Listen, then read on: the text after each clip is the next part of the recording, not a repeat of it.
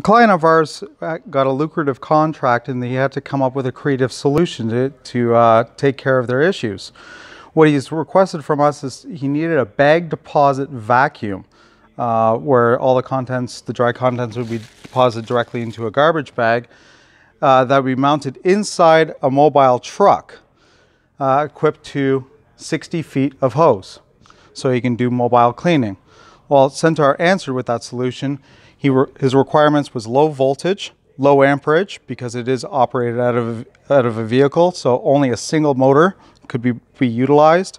Again, all contents are deposited directly into a 50-liter capacity garbage bag, and then we were running actually 70 feet of hose. He still required strong performance as well too.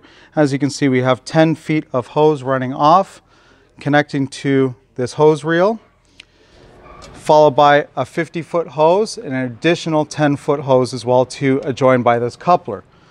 When we turn on the vacuum and test it for inches of water lift, as you can see, our performance still remains strong. We're just at 85 to 88 inches of water lift. So we achieved all his performance benchmarks that was required for his project.